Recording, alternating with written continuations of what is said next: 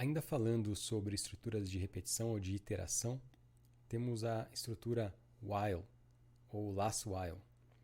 É uma estrutura que é mais geral do que a for, porque permite repetir um bloco de código mediante uma condição. Enquanto o for depende de uma sequência e vai iterar sempre em cima de uma sequência pré-definida, no last while nós vamos ter então uma condição que vai definir se aquele trecho de código vai ser executado e repetido ou não. Vamos relembrar uma estrutura que se assemelha a essa ideia de termos uma condicional, que é a estrutura if.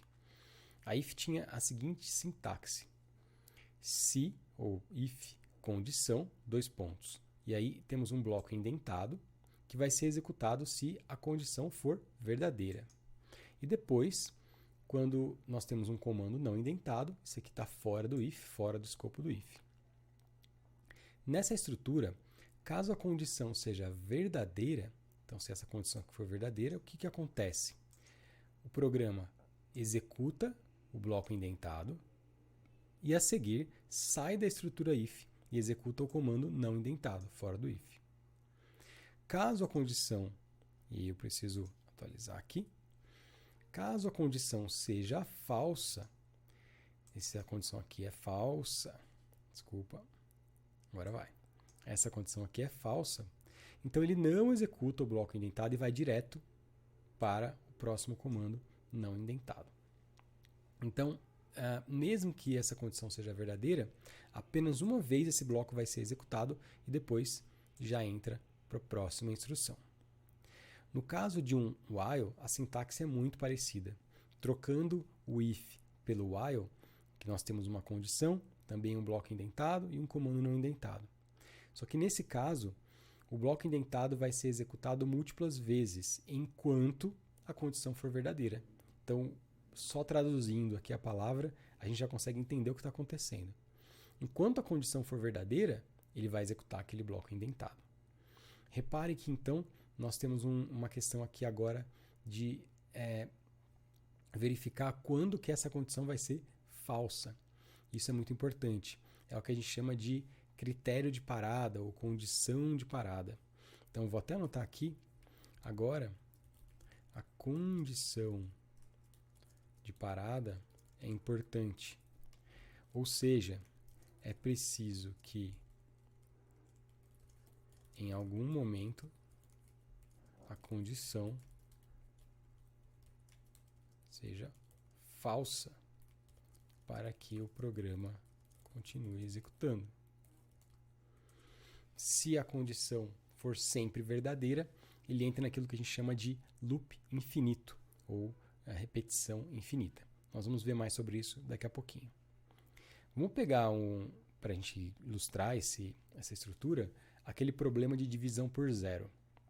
Lembra que eu fiz essa motivação de que se eu tenho dois elementos que eu preciso fazer uma divisão, eu não devo dividir se o denominador for zero. Então vamos pegar aqui aquele exemplo.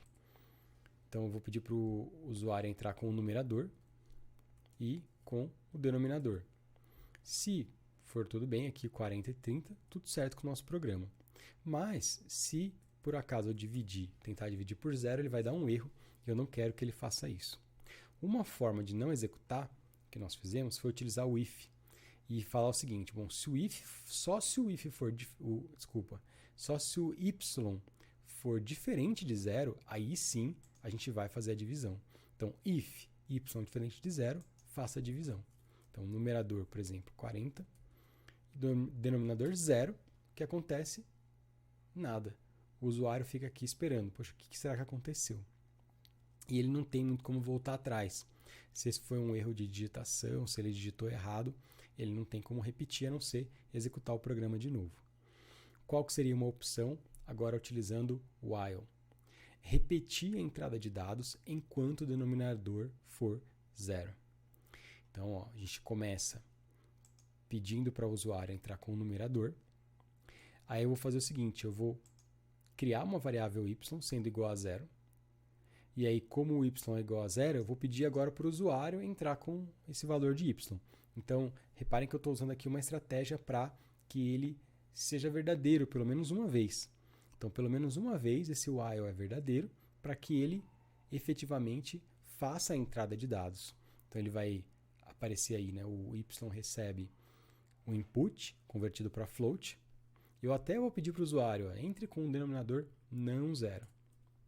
Então, primeiro começa com o numerador, denominador não zero, mas aí eu como usuário quero testar o sistema, vou colocar um zero. Então, nesse caso, o que aconteceu? Como o while repete essa condição enquanto ela for verdadeira, executa o bloco, como eu digitei zero, ele vai testar de novo. O y é igual a zero? Sim, continua igual a zero. Então, ele executa de novo esse bloco. Ah, não, mas eu quero testar mesmo. Digito de novo zero. Digitei zero. Então, o que vai acontecer é, enquanto o usuário digitar zero aqui, ele vai repetir essa condição. Até que o usuário cansa e fala, não, tá bom, vou digitar aqui um valor qualquer. E aí, então, ele faz a divisão do numerador pelo denominador e gera o resultado esperado. E aqui, nesse programa, não tem como a gente ter um erro. E sempre ele vai forçar o usuário a digitar um denominador que seja válido. Como eu comentei anteriormente, no while é preciso definir muito bem essa condição. Porque, idealmente, eu quero que sempre haja uma condição de parada, em que, em algum momento, essa condição que o while testa é falsa para que ele possa sair da estrutura. Do contrário, a gente entra em um loop infinito. Muitas vezes a gente está utilizando um programa, um aplicativo no celular, ou um programa no PC, e às vezes o programa trava. Não sei se vocês já aconteceu isso com vocês. Vocês fazem uma ação e o programa trava, não responde mais, e de repente ele fecha. Muitas vezes isso acontece porque o programador cometeu algum erro durante a codificação e deixou que ocorresse um loop infinito. Quando ocorre um loop infinito, o programa ele entra num estado em que ele fica utilizando a CPU, mas ele não deixa que o usuário faça nenhuma interação.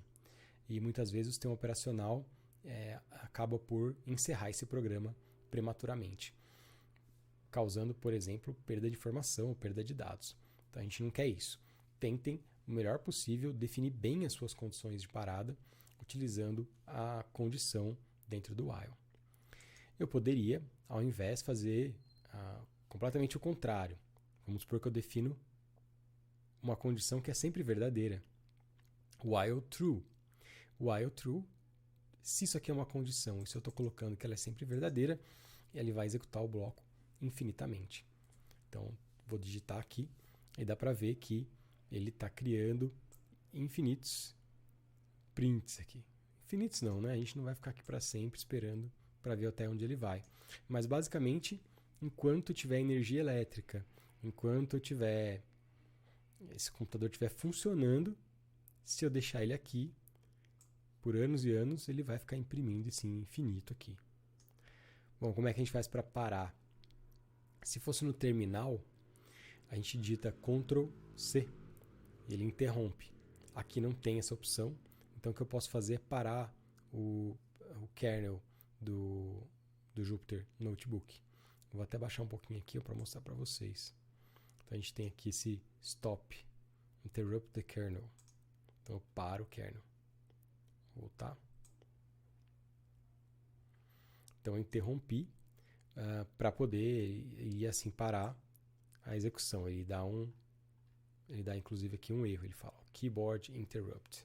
Então ele foi interrompido no meio. Ele não tinha acabado de executar ainda. Ele foi interrompido por um agente externo. Então, o ideal é a gente não fazer isso. Isso pode ocorrer quando eu defino um loop infinito explicitamente, como aconteceu aqui, mas também pode ocorrer numa falha de programação. Por exemplo, vamos supor que eu tenho esse programinha aqui. O usuário entra com um número e eu inicializo o i com 10, e enquanto o i for maior do que n, ele vai imprimir o valor i e somar o valor i.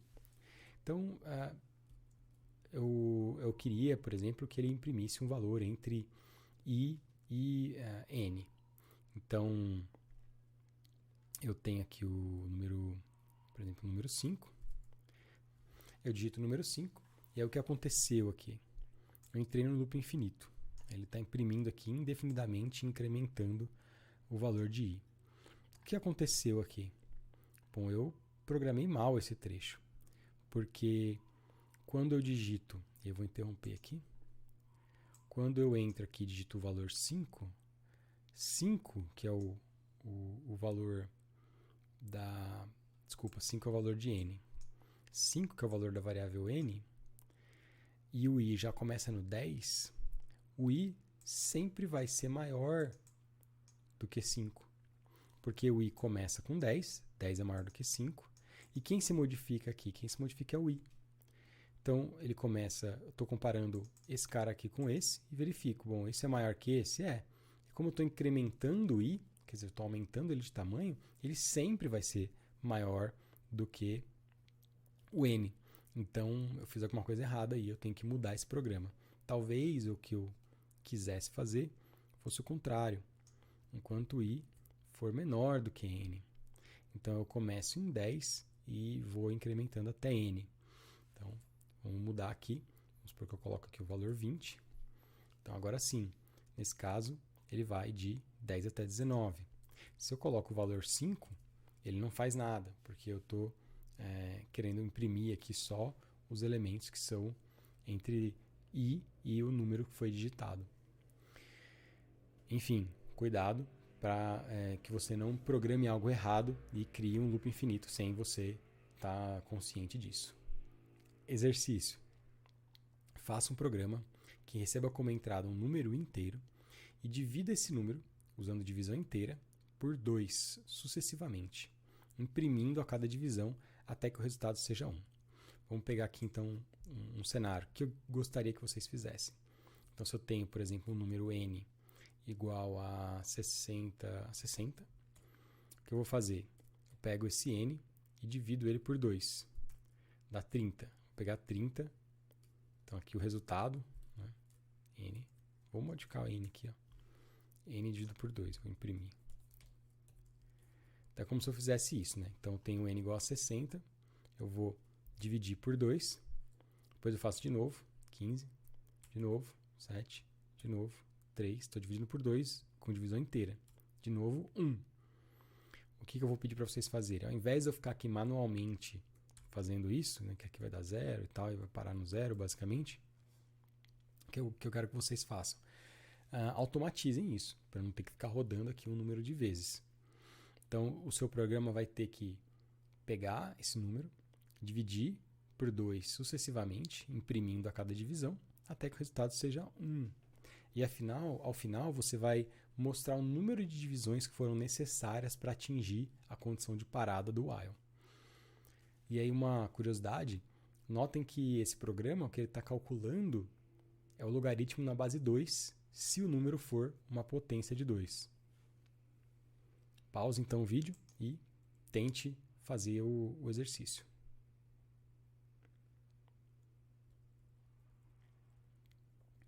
Espero que você tenha feito. Então eu vou dar aqui para vocês a solução desse.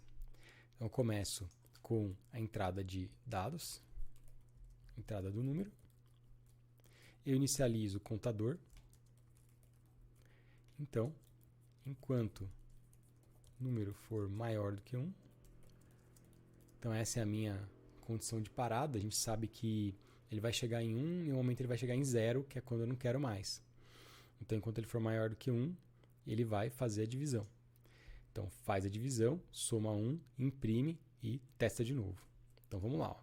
Quando eu entro com 60, que era aquele número que eu tinha, então ele fez 5 divisões por 2 até chegar em 1. Como eu comentei, na verdade esse programa calcula o log de 2 se eu tivesse uma base, um número potência de 2. Então, 64, por exemplo, ele executa 1, 2, 3, 4, 5, 6 divisões por 2. Então, se a gente olhar, isso é exatamente o log na base 2 de 64. A gente tem um outro, por exemplo, 128, vai dar 7, e assim por diante. Bom, uma das utilidades do while é manter um bloco de código funcionando enquanto o usuário deseja. Então ele é bastante útil para criar um menu de opções e de forma que o usuário vá mantendo-se dentro do programa até que ele digite um valor para sair. Esse é um exemplo bastante comum. Então, se eu quero criar, por exemplo, uma calculadora, uma interface em que o usuário digita 2 valores e depois uma operação, então aqui, por exemplo, ele digita 2 valores e depois ele vai digitar 1 se ele quiser somar os valores, 2 se ele quiser subtrair ou 0 para parar de fazer qualquer coisa. Então, o que a gente pode fazer aqui? Quando ele digita 5 e 4, aí vamos somar? Vamos. 1. O resultado é 9. A continuação, vou digitar 9 e 10. Vou somar de novo, 19. Vou digitar 50 e menos 13,2. Eu vou fazer uma subtração agora. Que mais? Vou fazer outra soma. 10, 19 ponto tal, somado com menos, tá, beleza, 1 soma, fez de novo. Então reparem que esse programa está se repetindo. Enquanto o usuário quiser continuar fazendo os seus valores, aqui, as suas operações, ele vai continuar fazendo. Quando que ele para?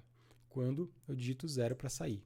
Então aqui eu posso digitar qualquer coisa aqui e 0. No momento que eu digito 0, ele para e sai do programa. Dá para a gente ver que é exatamente isso que ele faz.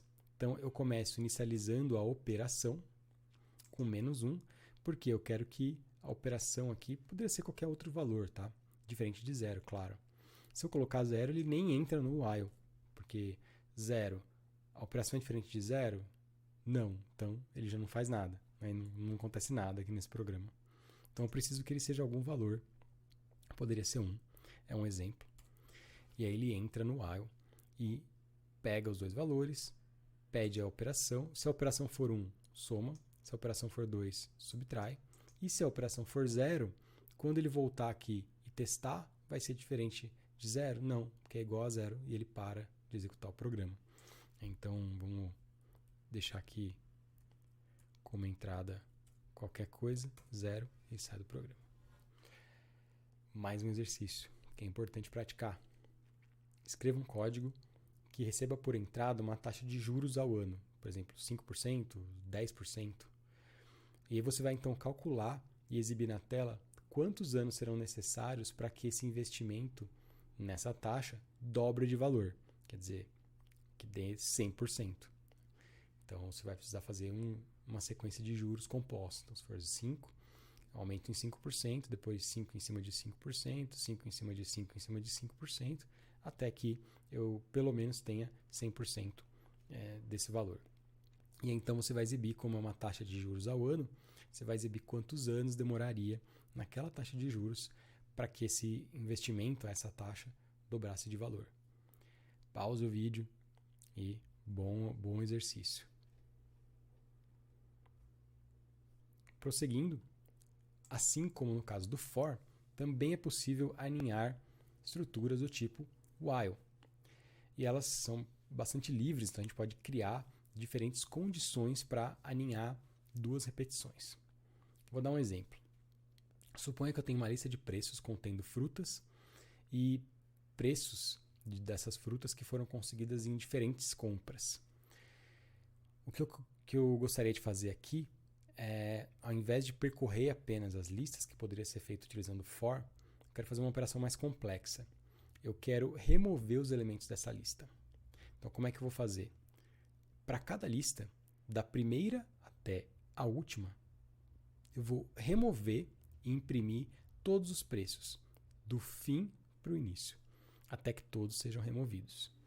Então, por exemplo, nessa lista aqui, o que eu gostaria de fazer seria o seguinte, eu vou pegar então preços, vou começar na primeira lista, então a lista 0, tem que definir preços. Então essa é a primeira lista aqui. O que eu vou fazer aqui? Eu vou percorrer, eu vou pegar um último elemento, que é o 24, vou imprimir. Então vou imprimir na tela. E depois eu vou remover esse preço. Então eu poderia usar o del, preços.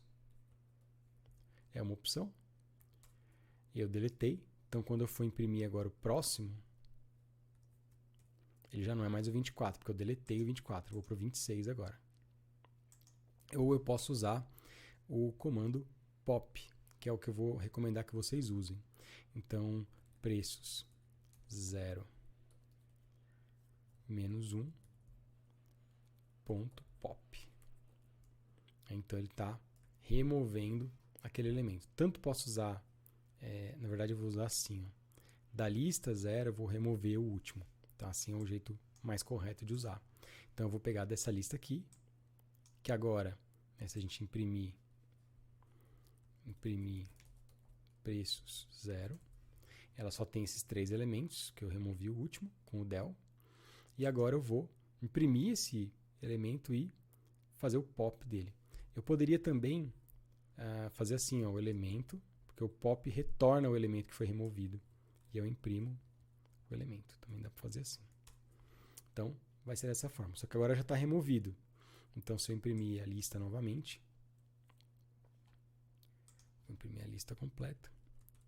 Agora, não tenho mais o 26, eu vou para o último agora, o 27. Se eu executar de novo, ele remove o 27. Se eu executar de novo, ele remove o 25, eu fico com uma lista vazia. Assim que eu fiquei com a lista vazia, agora eu vou para o próximo, para a próxima lista. Só que antes disso eu vou remover essa própria lista que ficou vazia. E eu posso usar o pop para isso também. Então, quando eu tenho aqui, ó, preços, a lista de preços completa, a primeira lista agora ficou vazia. Como é que eu faço para remover? Preços.pop, só que agora eu vou remover o 0. Quer dizer, o primeiro elemento. Quando eu imprimo preços, então some esse primeiro elemento aqui. Bom, dá para ver que esse programa aqui ele é um pouquinho mais complexo, porque eu tenho uma sequência de remoções e impressões e eu vou percorrer a lista de preços na ordem, então do primeiro para o último, mas dentro aqui dos preços de cada lista, eu vou remover do fim para o início. Então, com o for seria um pouco mais complicado fazer isso. Vamos fazer com o while. Então, essa aqui é a solução. Eu vou... eu não sei aqui se i aqui não tem muito porquê. Então, eu vou percorrer. Enquanto o tamanho... Então, aqui eu vou utilizar o tamanho da lista. Então, enquanto o tamanho da lista, preços, for positivo, significa que a lista não está vazia. Então, se o tamanho da lista é maior que 0, a lista não é vazia. Então, enquanto isso acontecer, pega a lista interna e verifica se não é vazia. Não está vazia. Então, eu tenho duas listas, lembra? Eu tenho uma lista de listas e uma lista de preços. Então, essa aqui é o tamanho da lista preços. Esse aqui é a lista interna de preços. E verifica se ela não está vazia também. Então, enquanto as duas não estiverem vazias, ele vai deletando. Então, a primeira coisa que ele vai fazer é pegar eu vou pegar sempre, né, como eu quero os preços aqui, né, da primeira para a última, da primeira lista para a última lista, eu pego sempre a primeira posição. O preço 0 aqui, a lista de preço 0. Quero essa lista aqui primeiro. Por que eu sempre posso ficar no 0? Porque quando eu deletar essa, a próxima passa a ser o 0. Então nós vamos ver isso. Então, enquanto essa primeira lista aqui for positiva, né, o tamanho dela, eu vou fazer um pop no último elemento, jogar em preços e imprimir na tela o preço. Então, esse while aqui, dá até para vocês rodarem ele separado, porque ele vai te mostrar como que ele vai funcionar. Então tem aqui, ó, print preços, vou imprimir a lista de preços antes e depois. Então, antes eu tinha essa lista aqui. Também seria legal fazer mais um. Aqui que eu estou fazendo é, quando eu coloco assim /n, ele dá mais uma quebra de linha, tá? Para a gente poder separar aqui, senão vai ficar muito confuso. Então, vamos lá, agora sim. Então, tem a primeira lista de preços, que é essa. Tem todos os preços que estão aqui, ó. Agora, ele removeu, ó, o 24, 26, 27 e 25. 24, 26, 27 e 25. Do último para o primeiro. Então, essa lista aqui ficou vazia, ó, ficou sem ninguém. O que eu faço agora? Depois que ficou sem ninguém, vou adicionar isso aqui agora. Preços. Eu vou agora fazer o pop do 0. Então, eu vou tirar esse cara fora. Então, vamos voltar aqui, ó. De novo, preços. Olha a diferença agora. Como dentro do while eu estou removendo cada um desses elementos individuais, terminou, ele está vazio, agora eu removo ela como um todo. Então, eu removo o que sobrou dela, que é aquele, que fica só aqueles colchetes, e acabou. Quando eu olho agora, ó, preços, quem é o próximo preço 0? Se antes o preço 0, deixa eu imprimir aqui. Se antes, aqui eu não queria fazer isso. Quero imprimir dessa forma. Sim. Então, se antes a lista de preços na posição 0 era 25, 27, 26 e 24, quando eu removi ela, a próxima preço 0, né, é como se ele deslocasse. Agora o próximo preço 0 é 4.99, 4.5 e 5.1. Então eu posso repetir esse while aqui, ó, várias vezes, porque agora o próximo preço 0 é a próxima lista na sequência. Então foi isso que eu fiz. Imprimo e vou na sequência. Então é assim que ele vai fazer. Então eu estou removendo, tem que atualizar aqui, né? Lista de preços. Deixa eu remover esse aqui, que foi só para explicar para vocês, e rodo. Então agora, ó, dá para ver que ele está pegando, removendo do último elemento para o primeiro de cada lista. Depois, removeu todo mundo, remove a lista, vai para a próxima lista. Remove os elementos do fim para o início. Acabou a lista, remove a lista. Do fim para o início, mesma coisa, até acabar. E aí eu fico só com o preços aqui final. É uma lista vazia e termina assim o nosso programa. Muito bem. Para vocês praticarem, último exercício. Crie uma lista contendo listas de cidades com seus bairros. Então, mais uma vez, lista dentro de lista. Cada lista interna deve conter o primeiro valor, o nome de uma cidade, seguido dos bairros. E quem vai digitar esses valores é o usuário. Então a ideia é, tem até um exemplo aqui, ó. Você pede para o usuário a cidade, por exemplo, aqui eu vou digitar São Carlos, e após digitar a cidade, o usuário vai digitando os bairros na sequência, até que digite fim. Tanto faz aqui fim com letra maiúscula, fim com letra minúscula, ou tudo maiúsculo. Quando o usuário digitar fim, você vai passar para a próxima cidade a ser digitada e incluída na lista. Então, por exemplo, eu peço a cidade, na sequência eu peço os bairros. Então eu digito Centro, Santa Paula, Cidade de Araci, fim. Então aqui acabou São Carlos. Então essa primeira lista vai conter São Carlos, Centro, Santa Paula, Cidade de Araci. Agora ele pede para o usuário uma próxima cidade. O usuário digita, por exemplo, São Paulo. Agora ele vai pedir os bairros. Então o usuário digita Vila Sônia, Brooklyn, Capão Redondo, Água Branca, fim. Acabou os bairros de São Paulo. Pede a próxima cidade. Se ao invés de digitar o nome da cidade, o usuário deixar em branco, finaliza o programa e imprima a lista da cidade final. Essa aqui, ó, seria a lista de bairros, caso a digitação fosse essa. Então, São Carlos com bairros Centro, Santa Paula, Cidade de Araci, São Paulo com bairros Vila Sônia, Brooklyn, Capão Redondo e Água Branca. E aqui então está a lista de São Carlos, seguida da lista de São Paulo. Então, vamos com calma, que vocês conseguem fazer esse